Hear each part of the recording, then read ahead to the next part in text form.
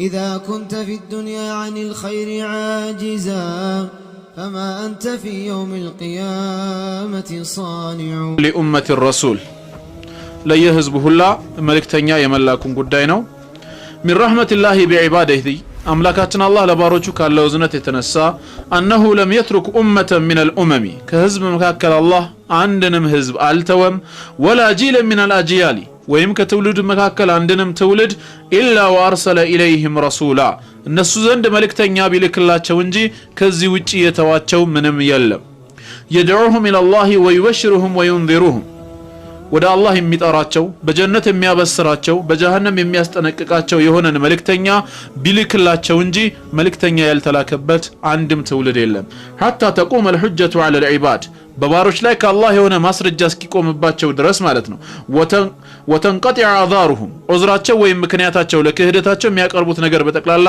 እስኪቋረጥ ድረስ አላህ መልእክተኛን ከመላክ አልተወገደም ማለት ነው ነብያችን አለይሂ ሰላቱ ወሰላምን የመጨረሻ መልእክተኛ አድርጎ እስኪልክ ድረስ قال تعالى من ይላል وإن من أمة ከህዝብ መካከል አንዲትም የለችም إلا خلا فيها نذير በውስጡ አስጠንቃቂዋ ያለፈባት ብትሆን እንጂ ይላል وقال سبحانه بليلام سفر علي ولقد بعثنا في كل أمة رسولا برغتن بيهزبه الله ملكتنيوچن ልከናል በማለት አምላካችን አላህ ለየሁሉም ኡማ መልእክተኛን እንደላከ ነግሮናል ማለት ነው عدد الرسل የነዚህ መልእክተኛ ብዛት ወይም ቁጥራቸው ምን ያህል ነው የሚል ነጥብ ቢነሳ ደግሞ أرسل الله سبحانه وتعالى رسلا إلى جميع الأمم አምላካችን አላህ ወደ አጠቃላይ ህዝቦች መልእክተኛን ልኳል ብዛታቸውን በተመለከተ ከአምላካችን አላህ በስተቀር ማንም ሊያውቀው አይችልም وقد قص القرآن الكريم علينا بعض منهم ከነዚህ ውስጥ ከፊሎችን ታሪካቸውን ነግሮናል كما قال تعالى ورسلا قد قصصناهم عليك من قبل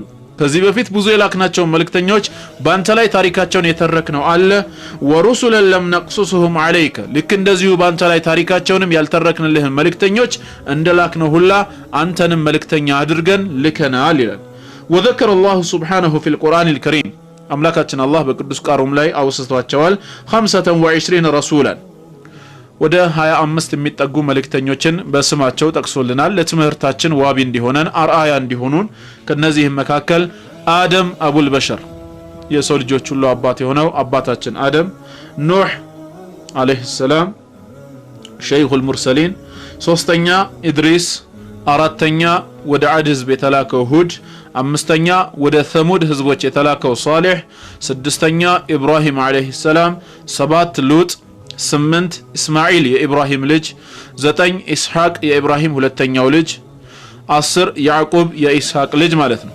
11ኛ ዩሱፍ የኢስሐቅ የልጁ ልጅ ወይም የያዕቆብ ልጅ 12 ሹዓይብ ወደ መዲያን ህዝብ የተላከው 13 ሙሳ 14ኛ ወንድም ሃሩን 15 ዳውድ 16 ልጁ ሱለይማን 17 አዩብ 18 ዩኑስ 19 አልየሳዕ 20 ዙልኪፍል 21 ኢልያስ 22 ዘከሪያ 23 ያህያ የዘከሪያ ልጅ 24 ኢሳ ማንሆና 25ኛው ነብያችን አለይሂ ሰላቱ ወሰላም ማለት ነው እነዚህ ሁሉ የአላህ ሰላምና እዝነት በሁሉም ላይ ይሁን 25ቱን ለአብነት ተብሎ በቁርአን ተጠቅሶልናል ነው ኡሉል አዝሚ ሚን الرسل ከነዚህ መልእክተኞች መካከል ደግሞ የቆራጥ ባልተቤት ተብለው የሚጠሩ አሉ አልዓዝም አዝም ብሎ ማለት አልቁወቱ ፊ الدين والامامه في الصبر والتقوى በሃይማኖት ጠንካራና በሶብርና በአላህን በመፍራት በኩል መሪ ሆኖ መገኘትን የሚጠይቅ ጉዳይ ነው በሱረቱ አሊ ኢምራን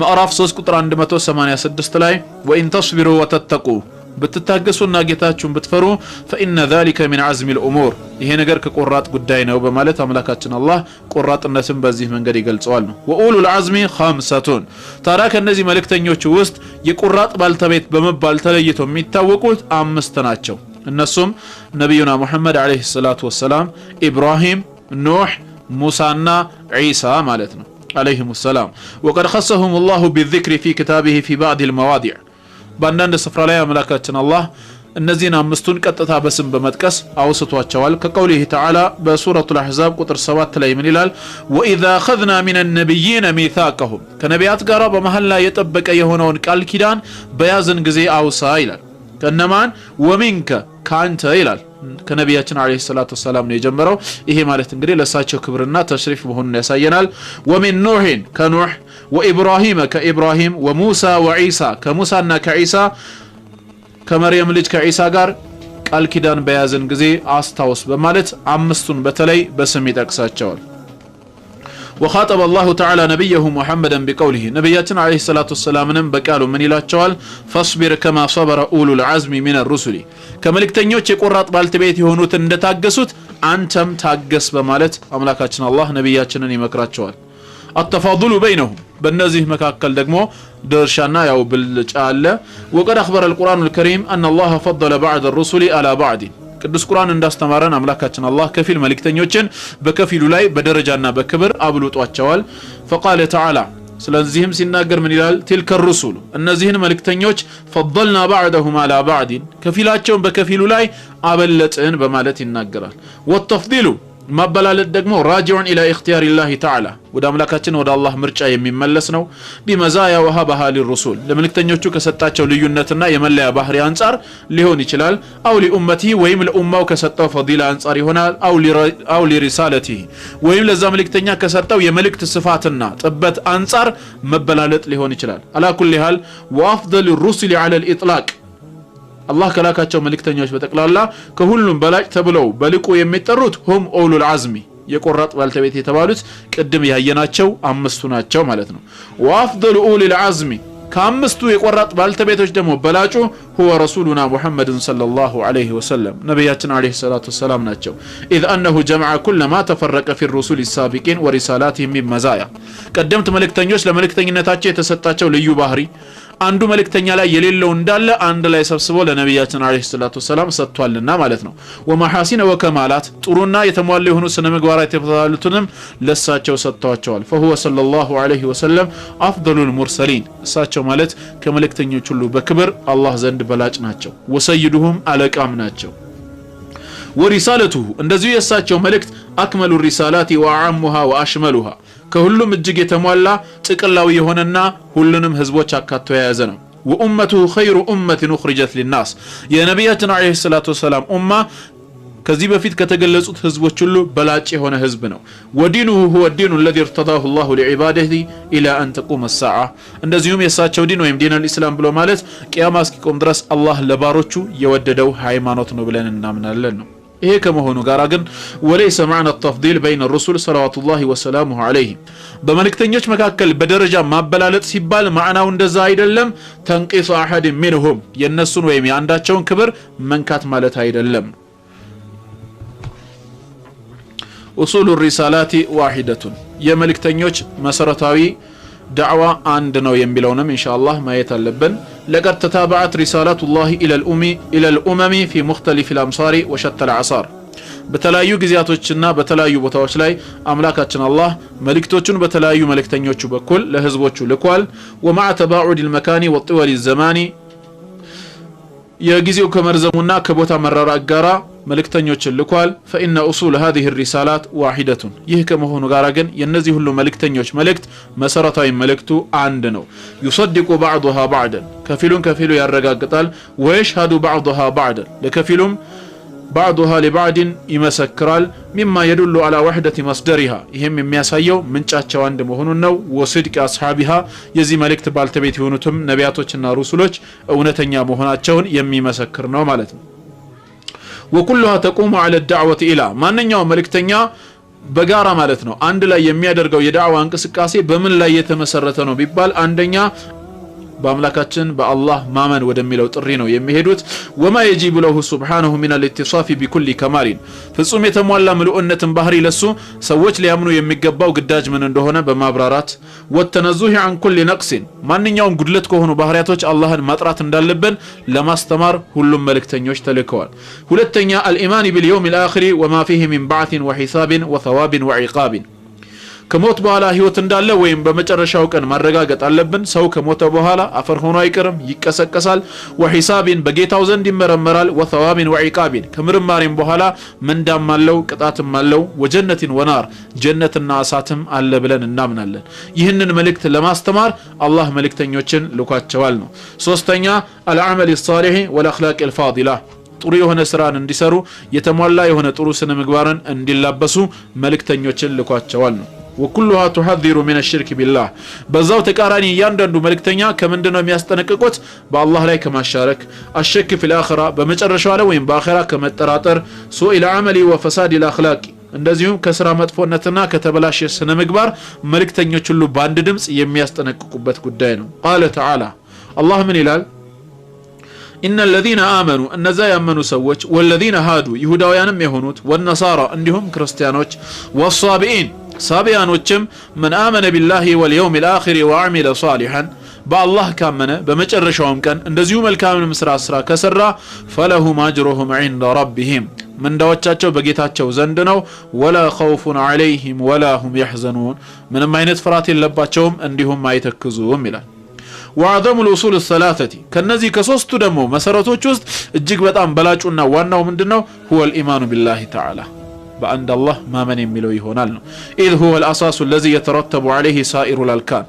ሌሎች እንኳን የእምነት መሰረቶች ተከትለው የሚመጡት ከዚህ እምነት በኋላ ነውና ማለት ነው قال تعالى الله من ብሏል وما أرسلنا من قبلك ካንተ በፊት ከመልእክተኛ አንድንም አላክንም من رسول عندم كملكتني አላክንም إلا نوحي إليه ودس وحي بنوردለት እንጂ أنه لا إله إلا أنا فاعبدون أنه كان بستቀር በእውነት የሚመለክ አምላክ የለምና እኔም በብቸኝነት ተገዙኝ በማለት ወደሱ ወህይ በነወርድለት እንጂ ከዚህ መልእክት ውጪ የተላከ አንድም የለም ይላል والإيمان باليوم الآخر በመጨረሻ ቀን ደግሞ ማመን የሚባለው ነገር هو الأصل الثاني ሁለተኛው መሰረት ይሆናል ማለት ነው وبه يكمل الإيمان بالله تعالى عند سبب الله من يميبالهم يو يمترشاو كان سيامننو يزان إيمان يتمولى يهونال نو والإيمان بالله واليوم الآخر بالله النا بمترشا كان ما من دقمو يستلزم الإيمان بالرسول بملكتنيش ማመን የሚለውንም አብሮ የሚያስፈርድ ይሆናል وببقيه الاركان የተቀሩትን ማርካን ወይም የእምነት መሰረቶችም ግድ ያደርጋል لاننا لم نعرفها الا عن طريق الرسول عليهم السلام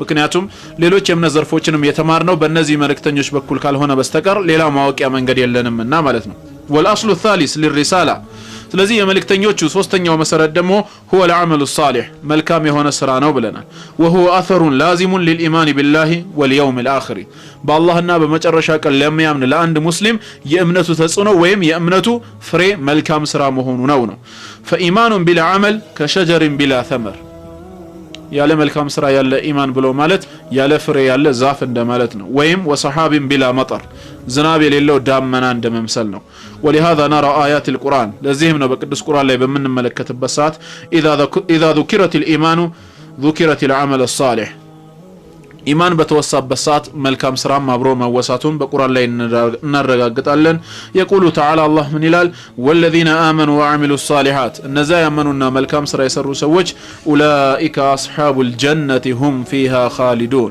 እንደዚህ አይነት ሰዎች የጀነት ጓዶች ናቸው እነሱም በውስጧ ዘውታሪዎች ናቸው ይላል በሌላም ስፍራ ላይ ان الذين آمنوا እነዛም ያመኑ وعملوا الصالحات መልካም ስራንም ያስከተሉ كانت لهم جنات الفردوس نزلا የጀነት الفردوس መስተንግዶ አላቸው ይላል ሌላም ስፍራ ان الذين آمنوا وعملوا الصالحات እነዛ ያመኑና መልካም ስራ የሰሩ ሰዎች اولئك هم خير البريه ከፍጥረቱ አላህ ዘንድ በላጭ ማለት እነሱ ናቸው በማለት ኢማንና መልካም ስራን ብዙ ቦታ ላይ አያይዞ ሲመጣ ነው የምንመለከተው ነው فهذه الامور الثلاثه እነዚህ አሁን ያየናቸው ሶስቱ ነጥቦች በአላህና በመጨረሻ ቀን ማመን መልካም ስራን ማስከተል የሚባለው هي اصول الرسالات السماويه አጠቃላይ የሰማያዊ መልእክቶች መሰረታዊ ነጥብ እነዚህ ናቸው وإن اختلفت الشرائع والمناهج باختلاف الاقوام ከሰዎቹ ልዩነት አንፃር واختلاف المكان والزمان ከቦታና ከጊዜ ቦታ አንፃር አንዳንድ ህግጋቶችና አፈጻጸሞች ቢለያዩም እንኳን እነዚህ ሶስት ነገሮችን በማንኛውም መልእክተኛ ትምህርት ውስጥ የተካተቱ ናቸው ህግ አፈጻጸሙ ሊለያይ ይችላል መሰረቱ ግን አንድ ነው አንድ ሰው ኸይር ስራ መስራት አለበት የሚለው የነብያችን ሰለላሁ ዐለይሂ ወሰለም ትምህርት ብቻ ሳይሆን አጠቃላይ የነብያቶች ሁሉ ትምህርት ነው والرسالات السابقة ቀደምት መልእክቶች كانت موقوتة بزمن معين በጊዜና በቦታ የተገደበ ነበር ومحدودة بمكان በቦታም ጭምር የተገደበ ነው حتى تأذن الله للبشرية بالرسالة الشاملة العامة تكلاوي بهوننا زوتاري بهون ملكت الله كهزبوچو غارا ليلان ملكتኛ በመላክ እስኪ ታወቃቸው ድረስ ከዛ በፊት በነበረው ጊዜ መልእክታቸው በጊዜና በቦታ የተገደበ ነበር ነገር ግን لكل زمان ومكان ለሁሉም ዘመንና ለቦታ የሚሆነው ነብያችን አለይሂ ሰላቱ ሰላም በመላክ فارسل بها محمد صلى الله عليه وسلم فكانت رسالته خاتمة الرسالات واكملها አጠቃላይ እስከ ዛሬ ከተላኩት መልእክተኞች ሁሉ የመጨረሻውና ፍጹም የተሟላው መልእክት አድርጎ ላከ። እሳቸውንም ሲልካቸው ለዓለም ህዝብ አደረጋቸው ማለት ነው። ለዚህም በቁርአን ውስጥ ወማ አርሰልናከ ኢላ ረሕመተን ሊልዓለሚን ለዓለማት እዝነት አድርገን ቢሆን እንጂ አንተን አላክንህም ይላል። وما نراه اليوم من البون الشاسع في المعتقدات بين أتباع الديانات الربانية صحيحة الأصل መሰረቱ ትክክል ሆኖ ከአላህ ዘንድ መጥቶ የነበረው ዛሬ ግን እጅግ በጣም ብዙ ቅርንጫፎችና ሴክቶች በስተውበት የምናያቸው ሃይማኖቶች እንደ ክርስትናና ይሁዳ ያሉት فذلك بسبب التحريف والتبديل الذي دخل الى هذه الديانات ወደዚህ ሃይማኖት በገባው የመበረዝና የመለወጥ አደጋ ምክንያት ነው የደረሰው فذلك ولو ان هذه الديانات السابقه بقيت على اصولها من غير تحريف ምንም ሳይበረዝ መጀመሪያም በነበረው መሰረታዊ ቅርጹ የአይሁድና የነሳራ ሃይማኖት ቢቀር ኖሮ للتقى متبعوها مع المسلمين التقاء تاما የመጽሐፉ ተከታይ የሆኑት ክርስቲያኖችና ይሁዶች ከሙስሊሞች ጋራ ፍጹም መገናኘት የሆነው መገናኘት አብረው በተገናኙ ነበር ولكان اتباع الديانات كلهم اتباع دين الاسلام الذي ختم الله به الرسالات አጠቃላይ የእያንዳንዱ ሃይማኖት ተከታይ የሆነ ሰው ሁላ ወደ እስላም በመግባት የእስላም ሃይማኖት ተከታይ ይሆናል እስላም ብሎ ማለት ደግሞ መልእክተኞችን ሁሉ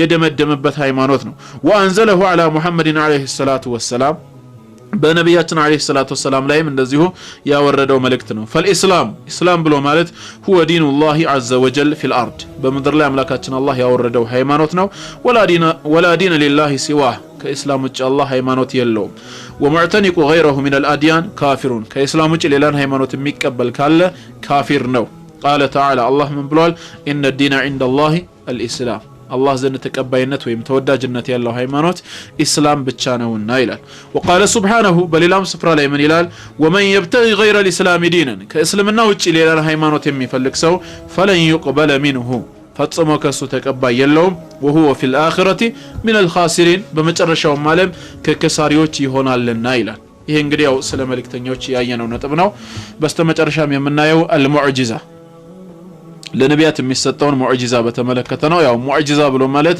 هي امر خارق للعاده ተፈጥሮን የጣሰ ህግ ነው يظهره الله على يد النبي አምላካችን አላህ በአንድ ነብይ እጅ ላይ ይፋ ያደርገዋል تصديقا له في دعواه እሱ በሚያደርገው ጥሪ ላይ እውነተኝነቱ እንዲረጋግጥ አላህ ለሱ የሚያገራለት على جهه التحدي እስኪ ወንድ ከሆናችሁና በኔ ነብይነት ካላመናችሁ እናንተ እኔ የምሰራውን አምሳያ ስሩ አምጡ በማለት ሊፎካከርበት በሚችልበት መልኩ ተፈጥሮን የጣሰ ተአምር አላህ ለነቢያት የሚሰጠው ነገር ሙዕጂዛ በመባል ይጠራል ነው ይሄ ሙዕጂዛ ያው ሁላችንም እንደምናውቀው እንደ ዘመኑና እንደ ሁኔታው ሊለያይ ይችላል አምላካችን አላህ ነቢያትን በሚልካቸው ሰዓት ያለ ሙዕጂዛና ያለ ተአምር ማንንም አላከም ምክንያቱም አንድ ነብይ ከሰዎች መካከል ተነስቶ እኔ ከናንተ የተለየው የአላህ መልእክተኛ ነኝ ነብይነቴን ተቀበሉ በሚል ሰዓት ማንንም ሰው ሊቀበለው አይችልም እንደውም ባይሆን ሰዎች የሚሰጡት መልስ አንተ እንደኛው ሰው ነህ ትበላለህ ትጠጣለህ ከዚህ ለየት አድርጎ ከኛ የሚለይህን ነገር ስላላገኘንብህ ለዚህ ለምትነው ጋር ያለህን ማስረጃ አቅርብ ማለታቸው የማይቀር ነው ስለዚህ አምላካችን አላህ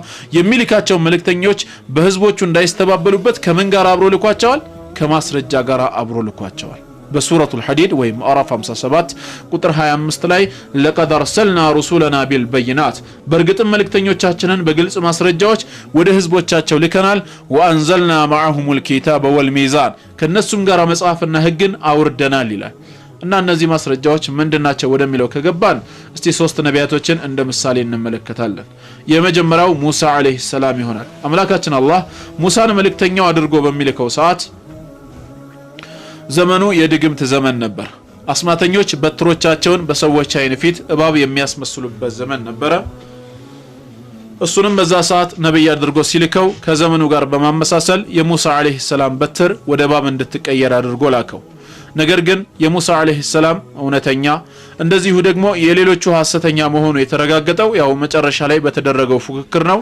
ታሪኩ ምንድነው ሙሳ አለይሂ ሰላምና ወንድሙ ሃሩንን በጊዜው ወደ ነበረው የግብጽ ንጉስ ወደ ፍርዓውን ዘንድ ይልካቸዋል በዲ እስራኤሎችን እንዳያሰቃያቸው ከሱ ጋራ እንዲለቃቸውና የዓለማቱ ጌታ አላህ እሱን መልእክተኛ አድርጎ እንደላከው እንዲገልጽለት መልእክት አስይዞ ይልካዋል ከዛም ፍርዓውን ጋር ከገባ በኋላ ፍርዓውን ይጠይቀዋል من ነው ስሙ ሲነሳ ለዓነቱላሂ ዐለይሂ አትሉም እንዴ እኔ ያው እስካሁን ነቢያቶችን በስም እየጠቀስኩ ስለነበር ሰላውቅ ተሳስቼ ዐለይሂ ሰላም ልል ነበር አንድ ጊዜ በሆነ እስላማዊ ጃሊያ እስላማዊ ትምህርት ቤት ላይ የሆነ ዳዕዋ ነበር። በዛ ዳዕዋ መሃል አንድ ወንድም ቃሲም የሚባል ልጅ ተነስተው ሲናገር ምንድነው ያለው? በአንድ እስላማዊ ትምህርቱ በጣም ሰነፍ የነበረ ልጅ መጨረሻ ላይ ወላጅ አምጣ ተብሎ ከክፍል ይባረራል። ይሄም ልጅ አባቱ ጋር በመሄድ ወላጅ አምጣ ተብዬ ተባረራለሁ ይላል። አባት ይጠይቀዋል ለምን ሲለው አንተ ሰነፍ ነህ ትምህርት አይገባህም ተብዬ አለ። አባት ደግሞ እንዴት አንተን የመሰለ ጎበዝ ልጅ ሰነፍ ተብለህ ተባረራለህ በማለት ጠዋት አስተማሪን ለመከራከር ወደ ቅጥር ግቢው ያመራሉ። ወደ ቅጥር ግቢው ከገቡ በኋላ ወደ አስተማሪው በመሄድ ልጄ ለምንድነው የተባረረው በማለት ይጠይቃሉ። ልጆች ሰነፍ ነው ትምህርት አይገባውም በዚህ ምክንያት ነው ያባረርኩት። ልጄ በፍጹም ሰነፍ አይደለም ጎበዝ ነው በማለት አባት አስተማሪን ይከራከራሉ። አስተማሪም ክርክር ምን ጥቅም አለው በማለት እንደውም በርሶ ፊት አንድ ቀላል ጥያቄ ጠይቀውና እሱ የሚመልሰው መልስ ሰምተው ራስዎት ይፈርዳሉ ብሎ ና ብሎ ይጠራዋል። ይሄን ተማሪ ከጠራው በኋላ ምን አለው አስተማሪ? እስኪ በጣም ቀላል ጥያቄ ልጠይቅህ አለው። አላህ በቁርአን ውስጥ መልእክተኞቼ ናቸው ብሎ ከላካቸው መልእክተኞቹ ወይም ነቢያቶች ውስጥ እስኪ አንዱን ብቻ በስም ጥቀስልኝ አለው። ልጅየው ከዛ ምን ይላል? ፊርዓውን ብሎ መልስ ይናገራል። አባቱም ካፉ ተቀበሉትና አለይሂ ሰላም አሉ። ለካሳቸውም ከሱ የባሱ ነበሩ እና ለማንኛውም ፊርዓውን ለዓነቱላሂ ዐለይሂ ሙሳ እሱ ዘንድ ይመጣና በኒ እስራኤሎችን አታሰቃያቸው ከኔ ጋር ልቀቃቸው ከዓለማቱ ጌታ ከአላህ የተላኩ መልእክተኛ ነኝ አለው። ለመልእክተኝነት ምንድነው ማስረጃ ሲለው ማስረጃዬማ በማለት የያዘውን በትር ወደ ምድር ይጥለዋል። በትሩ ሲጥለው ወደ እባብ ተቀየረ። እጁን ወደ ብብቱ ስራ አስገብቶ ሲያወጣው ለተመልካች የሚያበራ ነጭ ሆነ። የዛኔ ነው ይባላል ፊርዓውን የቂጡ ቋጠሮ የተፈታው። ደነገጠ። ይሄማ ታላቅ ድግምት ነው አለ። እኛም እኮ መሰሉን ድግምት እናመጣለን ከፈለክ በእኛና በአንተ መካከል ለናፈርሰው የማንችል የሆነ ቀጠሮ አድርግልን። ሰዎቹ በሚሰበሰቡበት በረፋዱ የማጌጫው ቀን ይሁን ተባለ። ተለያዩ። አይደርሱ የለ ደረሱ። ከዛም በአገሪቱ ውስጥ አሉ የሚባሉ ወደ 80,000 የሚጠጉ ደጋሚዎችን ፊርዓውን ሰብስቦ መጣ። ሙሳ አለይሂ ሰላም ግን ብቻውን ነው የመጣው። ቢሆንም ዓለማትን ከመፍጠሩ በፊት የነበረው አላህ በዛ ሰዓትም ከሱ ጋር ነበር። ወደ ስፍራው ከደረሱ በኋላ ሙሳ ወይ ቀድመህ ትጥላለህ ወይስ እኛ እንጣል አሉት። የያዛችሁትን ቀድማችሁ ጣሉ አላቸው። ሁሉም የያዙትን ቀድመው ጣሉ። በሰዎች አይን ፊት በትር መሰለ፣ እባቡ ማለት ነው። በሰዎች አይን ፊት በትሩ ወደ እባብ ተቀየረ። ያው በአይናቸው እባብ መሰለ። ሙሳ አለይሂ ሰላም በውስጡ ፍርሃት ተሰማው። አምላካችን አላህ አንተ መያዝከውን በትር ጣል አትፍራ የበላዩ ነህና አለው። ሙሳ አለይሂ ሰላም የያዘውን በትር ሲጥለው ወደ እባብ ተቀየረ። ነገር ግን ወደ እባብ የተቀየረው የሙሳ አለይሂ ሰላም በትር በሰዎች አይን ፊት ያስመስሉ የነበረውን የደጋሚዎችን በትር ይውጥባቸው ጀመር። በእነሱ ላይ ኃይል አገኘ። የዛኔ የሙሳ ሐቀኝነት የደጋሚዎቹ እውነተኛነት ሐሰተኝነት ተረጋገጠ ማለት ነው። ወደ ኢሳ አለይሂ ሰላም ብንመለስ አምላካችን አላህ እሱን መልእክተኛው አድርጎ የላከው ሕክምና በተስፋፋበት ዘመን ነበር። ሰዎች በሽተኛን እናድናለን በማለት የሕክምናን አይነት ባስፋፉበት ዘመን አላህ መልእክተኛው አድርጎ ላከው። የዛኔም ከዘመኑ ጋር አመሳስሎ በሽተኞችን የማዳን ስልጣን ሰጠው። ሙታንን ማስነሳት፣ ለምጻምን ማዳን፣ ጎባጣን ማቅናት እንደዚህ አይነት በጊዜው የነበሩ ሰዎች እሱ የሰራውን ሙዕጂዛ ወይ ተአምር መስራት ሲያቅታቸው የሱ ነብይነት ጎልቶ ታየ ማለት ነው። ወደ ነብያችን አለይሂ ሰላቱ ሰላም ስንመጣ አላህ እሳቸው ነብይ አድርጎ የላካቸው መቼ ነው? አረቦች በስነ ጽሁፍ በቅኔና በግጥም እጅግ በጣም ጎልተው የታወቁበት ዘመን ነበር። እንደውም የዛኔ አመታዊ ውድድር ሁሉ ነበራቸው። አምላካችን አላህ በዛ ዘመን ላይ ነብይ አድርጎ ሲልካቸው የመጨረሻውን መለኮታዊ ራእይ ወይም ቅዱስ ቁርአንን አወረደላቸው። ስለዚህ ካሁን በኋላ ማንም ሰው በቁርአን አምላካዊ ቃልነት የሚጠራጠር ካለ ያንን የስነ ጽሁፍ የቅኔና የግጥም ችሎታውን ተጠቅሞ ፈአቱ ቢሱረት ሚስሊሂ እስኪ ቁርአንን የሚመስል አንዲት ምዕራፍ አምጡ በማለት ተፎካከራቸው። እስከ ዘላለሙ ማምጣት አይችሉም አልቻሉም እስካሁንም ድረስ። ስለዚህ ነቢያቶች የሚሰጣቸው ሙዕጂዛ ከዘመኑ ጋር ተመሳሳይነት ያለው ነው ማለት ነው። ያው በመጨረሻም ማስተላለፍ የምፈልገው መልእክት ቢኖር ምንድነው ከነቢያችን አለይሂ ሰላቱ ወሰላም በኋላ ሌላ ነብይ ሊመጣ ለመቻሉን እሳቸው ኻተሙል አንቢያ ወልሙርሰሊን የነቢያትና የሩሱሎች መደምደሚያ ናቸው ብለን ነው የምናምነው። ከሳቸው በኋላ ነብይም ረሱልም ሊመጣ አይችልም።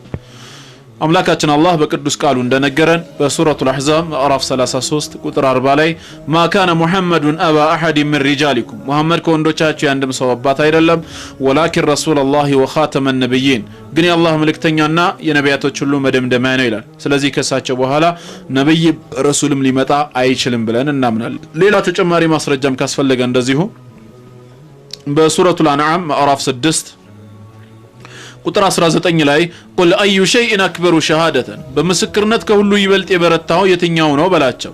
ሌላ መልስ የለምና ቁልላህ አላህ ነው ብለህ ተናገር። አላህ ብሎ ማለት ሸሂዱን በይኒ ወበይነኩም በእናንተና በእኔ መካከል መስካሪ ነው ተቆጣጣሪ ነው።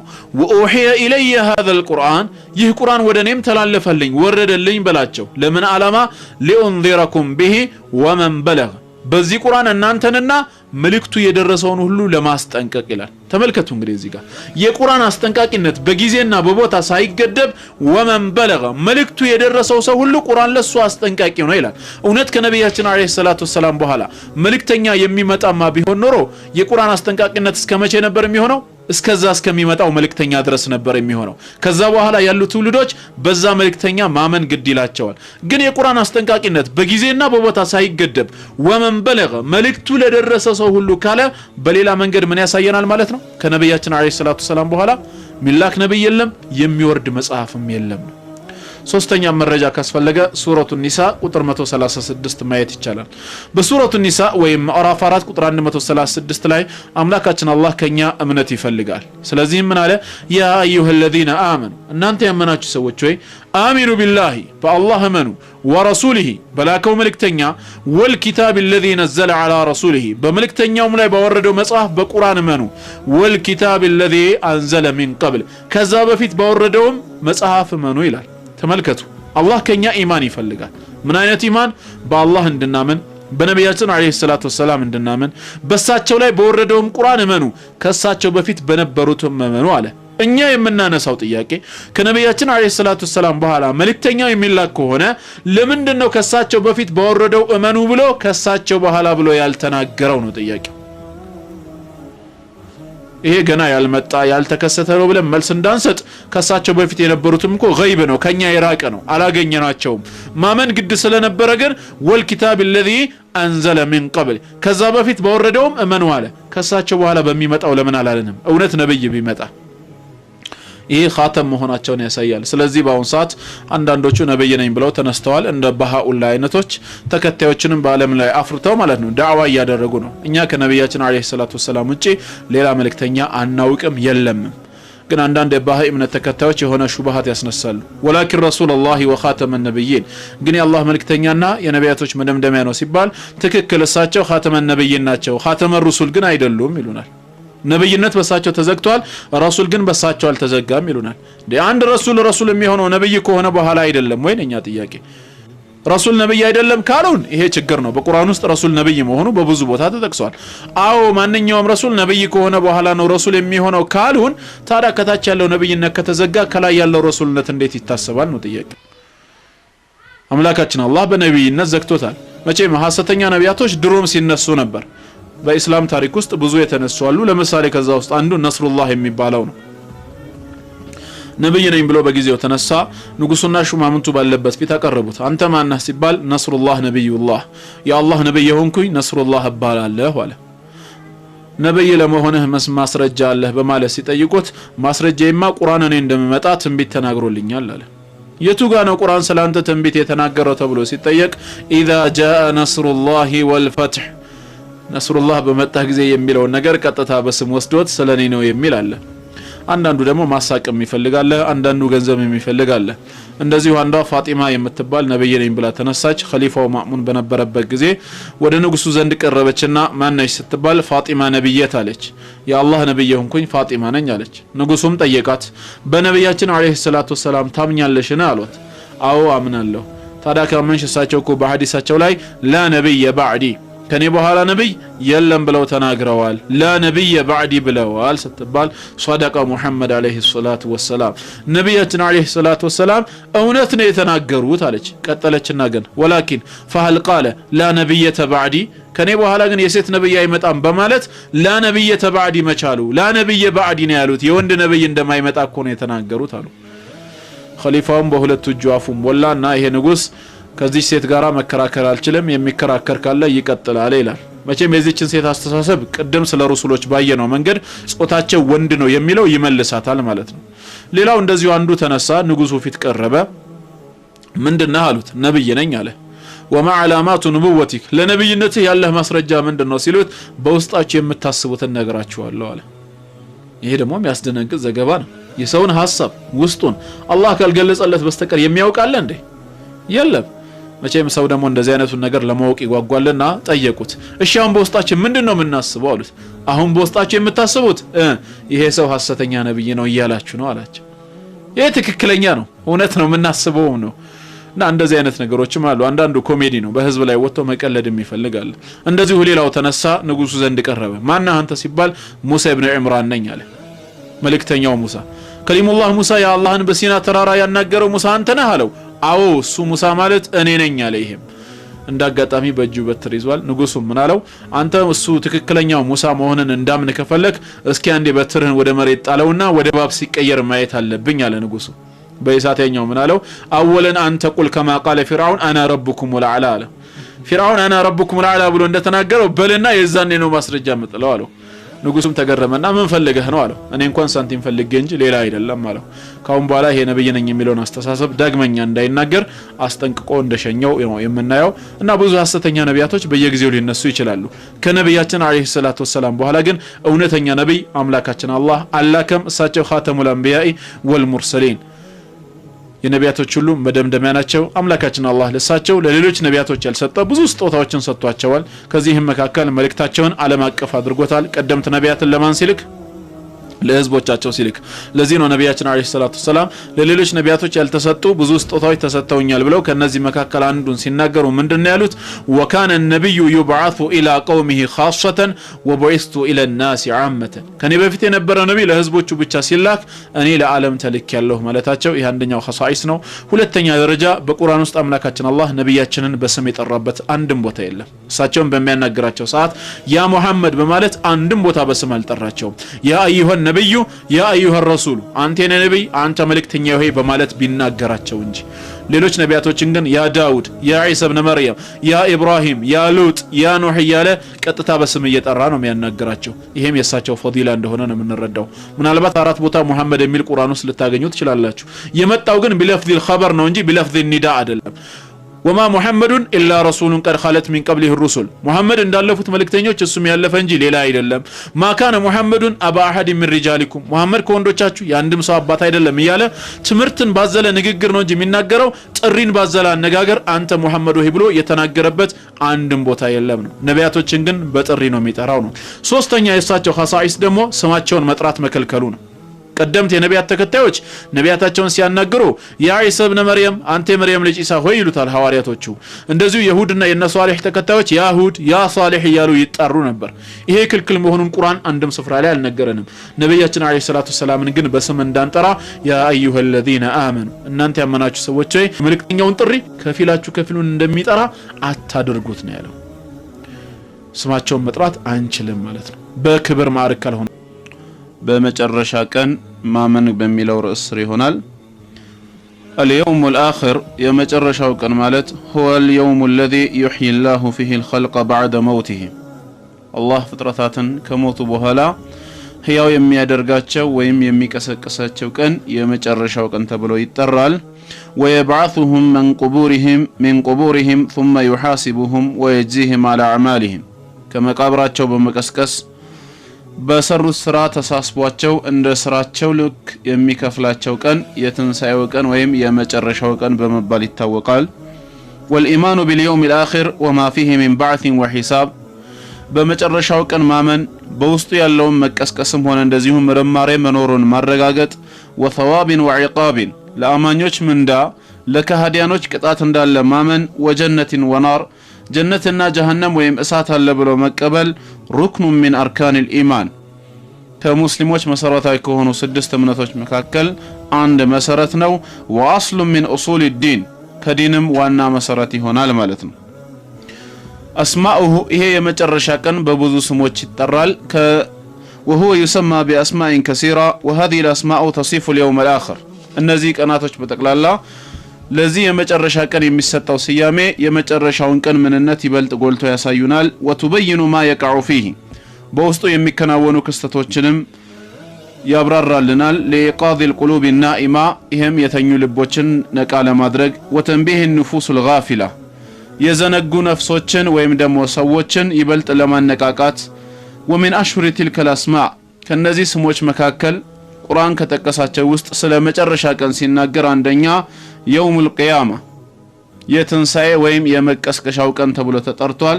ففيه يقوم الناس لرب العالمين የዛኔ ሰዎች ለዓለማቱ ጌታ የሚቆሙበት ስለሆነ የመቆሚያው ቀን ወይም የመነሻው ቀን በማለትም ተጠርቷል።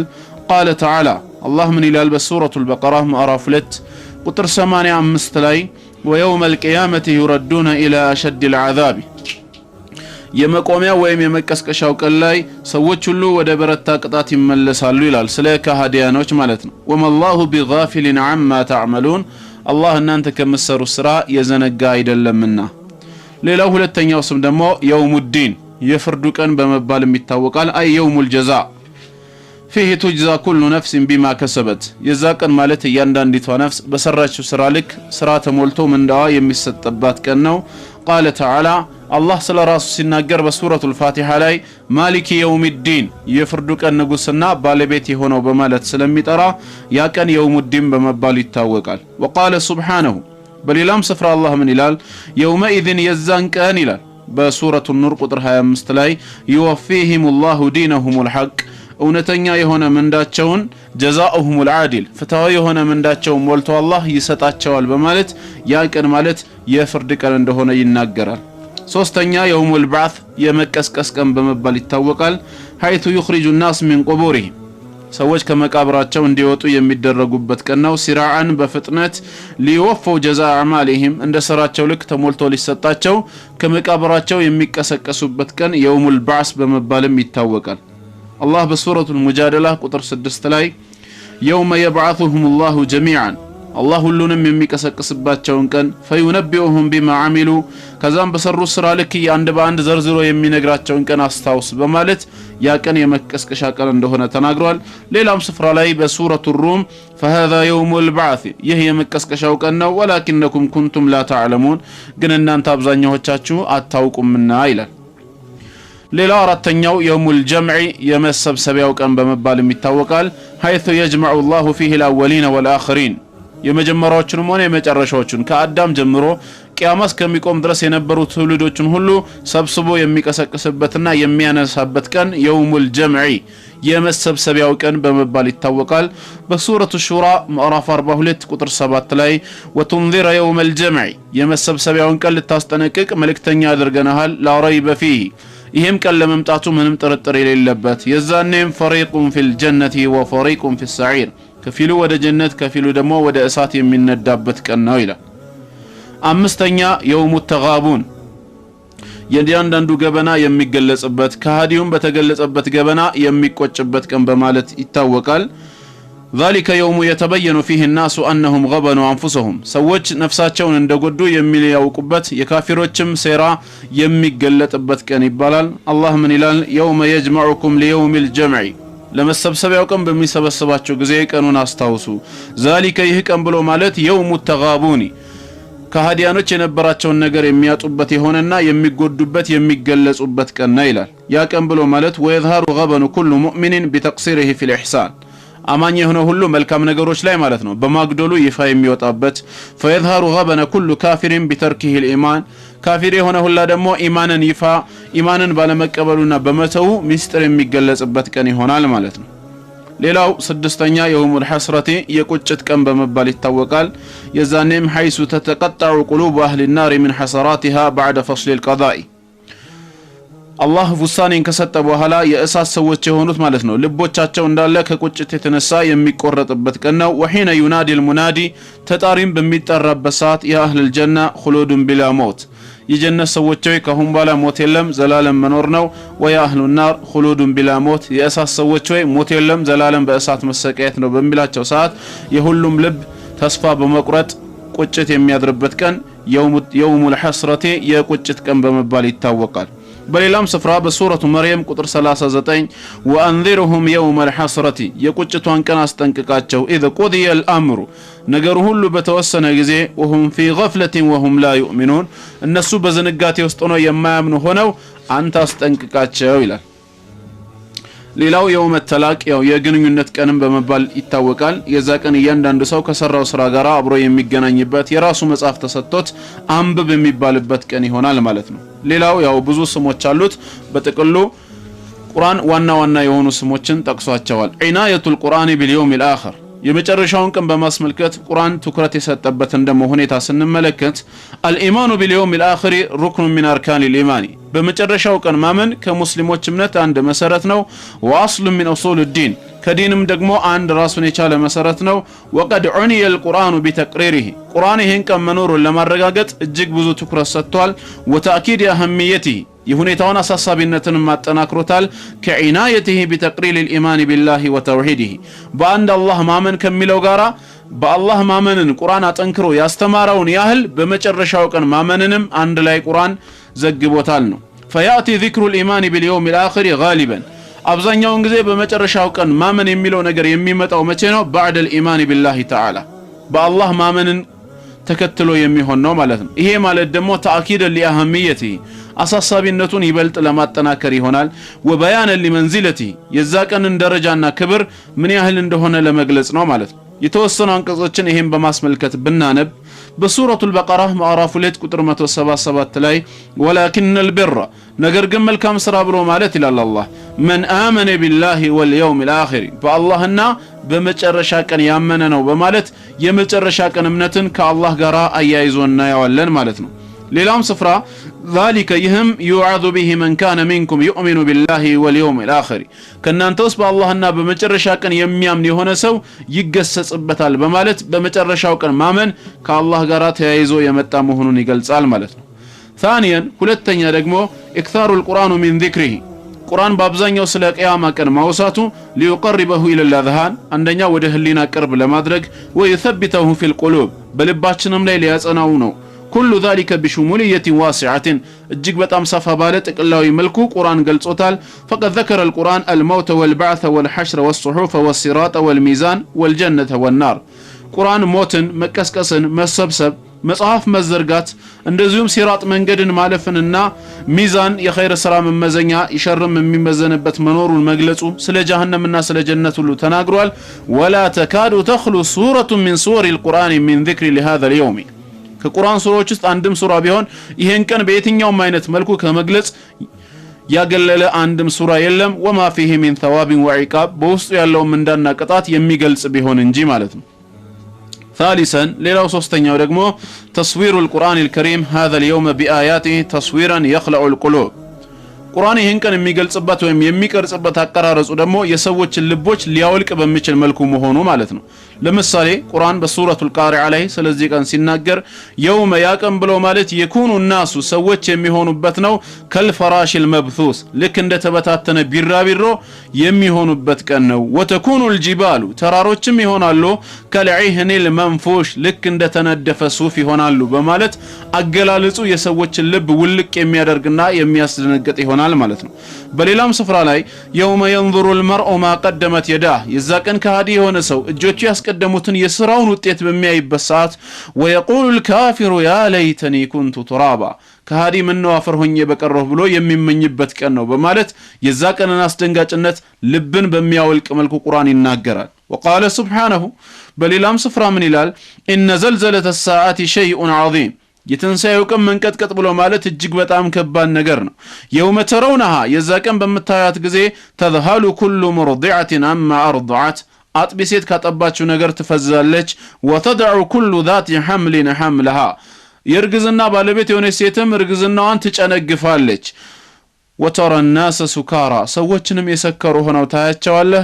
وما هم بسكارى ነገር ግን መጠጥ ጠጥተው አይደለም የሰከሩት ولكن عذاب الله شديد ነገር ግን የአላህ ቅጣት እጅግ የበረታ ሆኖ ነው ይላል وقال عز وجل በሌላም ስፍራ አላህ ሲናገር ምን ይላል يوم يفر المرء من اخيه ያ ቀን ብሎ ማለት ሰው ከወንድሙ የሚሸሽበት ቀን ነው وامه وابيه ከናትና ከአባቱ وصاحبته وبنيه ከሚስቱና ከልጆቹ لكل امرئ منهم يومئذ شأن يغنيه እያንዳንዱ ሰው የዛ ቀን ራሱን ብቻ የሚያብቃቃት በራሱ ብቻ የሚያስብበት ሁኔታ ነው ያለው ይላል እነዚህ አይነት አገላለጾቹ ለኛ ምን ያሳዩናል ማለት ነው ያ ቀን ብሎ ማለት እጅግ በጣም ከባድ እንደሆነ ነው ማለት ነው ራቢዓን አራተኛው ቁርአን ስለ መጨረሻ ቀን ሲያስተምር እጅግ በጣም አሳሳቢ አድርጎ የገለጸበት መንገድ ተስሚየቱ كثير من السور القرآن بأسماء اليوم الآخر አብዛኛዎቹ የቁርአን ሱራዎች በቂያማ ቀን ስያሜ መሰየማቸው ብዙ የቁርአን ስያሜዎች በቂያማ ቀን ስሞች ተሰይመዋል። ለምሳሌ مثل سور القيامة سورة الواقعة سورة الحاقة سورة الغاشية እና سورة القارعة እንደዚሁም የመሳሰሉት በመጨረሻ ቀን ስሞች መሰየማቸው የሚያሳየን ምንድነው የዛ ቀንን ክብደት ይሆናል ማለት ነው። خامسا አምስተኛ عناية القرآن بتقرير وقوعه ቁርአን የትንሣኤ ቀን መከሰቱን የሚያረጋግጥበት ዋናው وإقامة الأدلة عليه ببراهين عقلية እንደዚሁም ደግሞ አእምሮአዊ በሆኑ ማስረጃዎችን ሃይማኖታዊ ጥቅሶችን በማቅረብ የዛን ቀን ምንነት ማረጋገጡ ቁርአን የትንሣኤ ቀንን አሳሳቢነት ይገልጽልናል ማለት ነው። ስድስተኛ ሳዲሰን أنه اعتبر الإيمان باليوم الآخر أساسا للإيمان بالقرآن በመጨረሻ ቀን ማመን ብሎ ማለት በቁርአን ለማመን መሰረት እንደሆነ ቁርአን መግለጹ ነው ማለት ነው። واصلا للانتفاع بهدايته واتباع اوامره በቁርአን ሂዳያ ለመጠቀምና እንደዚሁ የቁርአንን ትእዛዝ ለመፈጸም በመጨረሻ ቀን ማመንን መሰረት ማድረጉ የመጨረሻውን ቀን አሳሳቢነት ይገልጽልናል። قال تعالى በሱረቱ الانعام ቁጥር 92 ላይ አላህ ምን ይላል? والذين يؤمنون بالآخرة እነዛ በመጨረሻ ቀን የሚያምኑ ሰዎች يؤمنون به በርሱም በቁርአን ያምናሉ አለ። በቁርአን ለማመን መሰረት የሆነው በመጨረሻ ቀን ማመን እንደሆነ ቁርአን እየገለጸ ነው ማለት ነው። በሱረቱ الانعام ቁጥር 51 ላይ وانذر به الذين يخافون ان يحشروا الى ربهم ወደ ጌታቸው እንሰበሰባለን ብለው የሚፈሩትንም ሰዎች በዚህ በቁርአን አስጠንቅቃቸው ይላል። የቁርአን አስጠንቃቂነት ማዕና ያለው ትርጉሙ ያለው ለእነማን ነው ማለት ነው? ከሞት በኋላ ህይወት አለ ብሎ ለሚያምኑ ሰዎች ይሆናል ማለት ነው። በሱረቱ ቃፍ ቁጥር 45 ላይ فذكر بالقرآن በቁርአኑም ገስጻቸው አውሳቸው እነማንን من يخاف وعيد የትንሣኤን ቀን ዛቻ ለሚፈራ ለሆነ ሰው ነው የሚለው። ስለዚህ በቁርአን ለማመን ራሱ መሰረቱ በመጨረሻ ቀን ማመን ነው ብሎ ቁርአን መግለጹ የመጨረሻን ቀን አሳሳቢነት ይሄም ይገልጻል። واخيرا በስተመጨረሻም كان اخر ما ختم به من الوحي من آيات الكتاب العزيز التذكير باليوم الآخر وما فيه من حساب وجزاء በቁርአን ውስጥ ለመጨረሻ ጊዜ የወረደው የቁርአን አየት ምንድነው? በመጨረሻ ቀን ማመንን አስመልክቶ በውስጡ ያለው ምንዳ ለእያንዳንዱ ሰው የሥራው መጠን እንደሚከፈለው በመግለጽ መሆኑ የመጨረሻውን ቀን ምንነት ይበልጥ ለኛ ይገልጽልናል። قال تعالى الله ምን ይላል? ለመጨረሻ ጊዜ የወረደው አየት ሱረቱል በቀራ ቁጥር 281 ላይ واتقوا يوما ترجعون فيه إلى الله ሁላችሁም በሱ ውስጥ ወደ አላህ የምትመለሱበትን ቀን ፍሩ ተጠንቀቁ። ثم توفى كل نفس ما كسبت وهم لا يظلمون እያንዳንዲቷ ነፍስ በሰራችው ስራ ልክ የምትመነዳበት ማንንም ሰው የማይበደልበት የሆነውን ቀን አስታውሱ በማለት ስለመጨረሻው ቀን ምንነት በዚህ መንገድ ቁርአን ይገልጽልናል ማለት ነው። ويرجع الاهتمام القرآن باليوم الآخر لأسباب منها قرآن ይሄን ቀን በማስመልከት ይሄን ያህል አሳሳቢ ሊያደርገው የቻለው ራሱ በምን ምክንያት ነው እንኳን ቢባል ከነዛ ምክንያቶች መካከል አንደኛው أن مشرك العرب كانوا ينكرونه ቁርአን ሲወርድበት በነበረ ጊዜ የነበሩ አረብ ጣዖታውያኖች የትንሣኤን ቀን በማስመልከት ያስተባብሉ ነበር። لأن الإقرار باليوم الآخر ምክንያቱም በመጨረሻ ቀን ማመን ብሎ ማለት يعني تحمل المسؤولية ኃላፊነትን መውሰድ ነው ማለት ነው ለመጠየቅ ووجوب الاستعداد للحساب والجزاء ስለዚህ ነገ ለምናገኘው ምንዳም ሆነ ወይም ለምርማሬ ራስን ማዘጋጀት ግድ ይላል ማለት ነው። وهذا ما يتهرب منه الكافرون ይሄ ደግሞ ካፊሮች የሚሸሹት ጉዳይ ነው። لأنهم يريدون أن يطلقوا لأهوائهم وشهواتهم العنان ለነሱ ለስሜታቸውና ለዝናብላቸው ምንም አይነት ችካልና አስር ሳይኖራቸው ፍጹም ልቅ መሆንን ነው የሚፈልጉት። በመጨረሻ ቀን እናምናለን ካሉ ግን ለሚያደርጉት ነገር ሁሉ ኃላፊነትና ሊወስዱ ነው፣ ነገ እንጠየቃለን ሊሉ ነው። ስለዚህ እነሱ ይሄን ጉዳይ ያስተባብሉም ስለነበር አምላካችን አላህ ደግሞ ጉዳዩን አሳሳቢ አድርጎ ብዙ አንቀጾችን አወረደ ማለት ነው። ሌላው ሁለተኛው ምክንያት ቁርአን በመጨረሻው ቀን ላይ ታርጌት አድርጎ በስፋት ያስተማረን አና አህሉል ኪታብ አልይሁድ ወነሳራ የመጽሐፉ ሰዎች ክርስቲያኖችና አይሁዶች ቀድ በለጉ ሙንተሃል ፈሳድ في تصورهم لليوم الآخر የመጨረሻውን ቀን በተመለከተ የነበራቸው አስተሳሰብና አመለካከት እጅግ በጣም የተበላሸ የመሆኑ ጉዳይ ነው። وتحول الى وهم من اوهامهم ከንቱ ከሆነ ምኞታቸውና አስተሳሰባቸው መካከል وامنيه زائفه من امانيهم يخدعون بها انفسهم ነፍሶቻቸውን በማታለል ሌላ አይነት አመለካከት ስለዛ ቀን በመያዛቸው ቁርአን ሊያስተምር ፈለገ ማለት ነው። እነሱ የሚያስቡት የመጨረሻን ቀን ብሎ ማለት ለን ተመሰነ النار الا اياما معدودات እሳት የዛ ቀን የተቆጠሩ ቀኖችን እንጂ አትነካንም ማለታቸው ነው። በሃይማኖታቸው ላይ ይቀጥፉት የነበረው ነገር ስሜቶቻቸውን አታለላቸው ይላል። እነሱ ስለ መጨረሻ ቀን ያላቸው አመለካከት ምንድነው? ለን يدخل الجنة الا من كان هودا او نصارى ጀነትን አይሁድ ወይ ክርስቲያን የሆነ ሰው እንጂ ሌላ አይገባም የሚለው አመለካከታቸው ነበር ማለት ነው። ولهذا احضروا التكاليف الشريعه ስለዚህ ሃይማኖታዊ ህግጋቶችን እንዳለ ውድቅ አደረጉ። واستحلوا محارمها ክልክል የነበሩትን እንዳለ ሐላል አደረጉ። وولغوا في الفجور الى اقصى الحدود ድካ በደረሰ ልክ ደግሞ እንደዚሁ አመጽ ላይ ወደቁ። إذا وهموا أنفسهم أنهم بمجرد انتسابهم إلى اليهودية أو النصرانية فإنهم يضمنون الخلاص ልክ እነሱ ክርስቲያን ወይ አይሁድ በመሆናቸው ብቻ ደህንነት ውስጥ የሚገቡ መሆኑ ስለተሰማቸው ማለት ነው። ጀነት የነሱ መሆኑን በመግለጽ በአላህ ህግ ላይ ወሰን አለፉ። ولهذا هددهم الله تعالى بقوله الله ደግሞ እንዲህ በማለት አስፈራራቸው። قل إن كانت لكم الدار الآخرة عند الله خالصة من دون الناس የመጨረሻይቱ ዓለም ከሰዎች ሁሉ ተለይታ እውነት ለእናንተ ከሆነች فتمنوا الموت إن كنتم صادقين እስኪ እውነተኞች ከሆናችሁ ሞትን ተመኙ አላቸው። አንተ የጀነት ነህ ተብሎ ከተነገረ የመጨረሻው ዓለም ላንተ ነው ከተባልክ እዚህ ዱንያ ላይ መቆየትህ ለምን? እናንተ ደግሞ የመጨረሻይቱ ዓለም ወይ ጀነት ለእናንተ ለመሆኑ እርግጠኛ ከሆናችሁ ለምንድን ነው ሞትን የማትመኙት አላቸው። አላህ ግን ምን አለ? ወለን የተመነውነሁ አበደን ቢማ ቀደመት አይዲሂም ዘላለሙንም ሞትን አይመኙትም እጆቻቸው ያስቀደሙትን ስለሚያውቁ ወላሁ ዓሊሙን ቢዛሊሚን አላህ በደለኞችን አዋቂ ነውና ይላል። وكانت نتيجة ذلك أن عبدوا الحياة الدنيا بعد أن أسقطوا الآخرة من حسابهم ስለዚህ የዚህ ነገር ውጤት ወደ ምን ገፋፋቸው? የመጨረሻ ቀን ላይ ያለው ምርምርና ቅጣት እኛን አይመለከተንም በማለት የዱንያን ህይወት መገዛት ጀመሩ። ስለዚህም ወለተጂደነሁም አሕረሰ الناس على حياة በምድራዊ ህይወት ላይ ከሰዎች ሁሉ በላይ ሆነው የጓጉ ሆነው ታገኛቸዋለህ። ومن الذين اشركوا ከነዛ ካጋሩ ጣዖታውያኖች በላይ ምድራዊ ህይወትን ይወዳሉ። يود احدهم لو يعمر 1000 سنة ከነሱ ውስጥ አንዳቸው 1000 ዓመት እድሜ ቢሰጠውም ይመኛል። وما هو بمزحزحه من العذاب أن يعمر ለሱ የ1000 ዓመት ያህል እድሜ መሰጠቱ ግን ከቅጣት የሚያርቀው አይደለም። والله بصير بما يعملون አላህ እነሱ በሚሰሩት ስራ ተመልካች ነውና ይላል።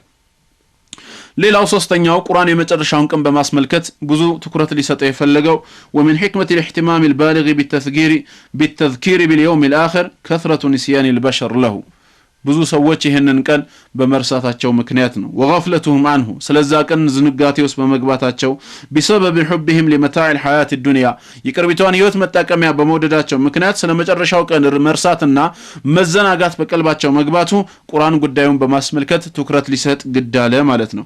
ምክንያቱም فيكون الإيمان به በዛ ቀን ማመን ብሎ ማለት وبما فيه من عذاب ونعيم በውስጡ ያሉት ጸጋዎችና ቅጣቶች አሉ ብሎ መቀበል وخلود في الجنة أو خلود في النار ወይንም ደግሞ ዘላለም በጀነት ውስጥ መኖር አላህ ከጀነት ሰዎች ያርገን። እንደዚሁ በተቃራኒው ዘላለም ጀሃነም ውስጥ መቀመጥን አላህ ይጠብቀንና እንደዚህ አይነት ነገሮች አሉ ብሎ ማመን مخففا من الغلو في حب الدنيا ለዱንያ ያለን ፍቅር ምን ያደርገዋል ማለት ነው? ወሰን እንዳናልፍ ይገድብብናል፣ ያቀልልናል።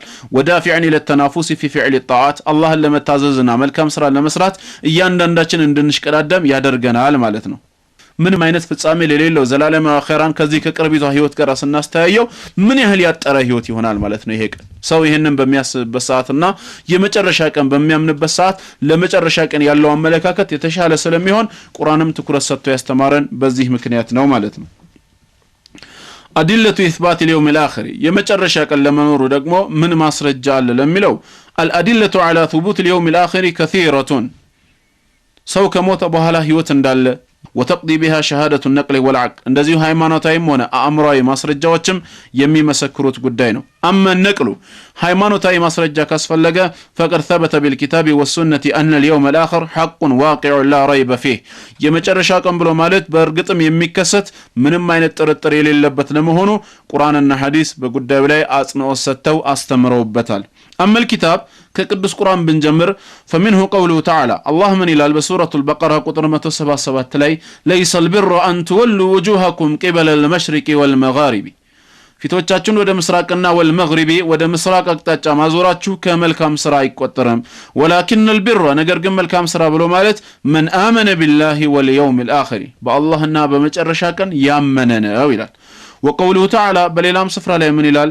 ቁል በላቸው ከሞትም በኋላ እንቀሰቀሱም ለሚሉ ሰዎች ቁል በላቸው በላ ነገሩ እናንተ እንደምትሉት አይደለም ወረቢ በጌታዬ ይሁንብኝ ለቱብዓቱነ ሁላችሁም ትቀሰቀሳላችሁ በሰራችሁ ስራ ልክ እያንዳንዳችሁ ከዛም ይነገራችኋል በማለት የመጨረሻ ቀን መኖሩን ቁርአን ያስተምራል ማለት ነው وأما السنة فمنها ما ورد في حديث جبريل حديث بمسملكة ملائكة وجبريل በማይታወቅ ሰው አምሳያ ሆኖ ነብያችን አለይሂ ሰላቱ ሰላም ዘንድ መጥቶ ስለ ኢማን ምንነት ንገረኝ ብሎ በጠየቃቸው ሰዓት الإيمان أن تؤمن بالله وملائكته وكتبه ورسله واليوم الآخر በማለት በመጨረሻ ቀን ማመን ሃይማኖታዊ ማስረጃ እንደሆነ ተገልጿል ማለት ነው وأما العقل አእምሮአዊ ማስረጃ ደግሞ ካስፈለገም የመጨረሻ ቀን ለመኖሩ فإنه يقضي بأن الله سبحانه بقدرته الفائقة ማንኛውም ንጹህ ህሊና ያለው ሰው አንድ ፍርድ መስጠት ይችላል بأن الله سبحانه አምላካችን አላህ بقدرته الفائقة የሰው ልጆችን አስተሳሰብና ፍጥረት ዓለሙን የጣሰ በሆነው ችሎታው وحكمته البالغة ድካ በደረሰው ጥበቡ القائم على تدبير هذا الوجود بهذه الدقة التامة والعناية الكاملة ፍጹም በተሟላ ጥበቃና በጣም በረቀቀ ያሰራር ስቱ ይሄንን ዓለም የሚንከባ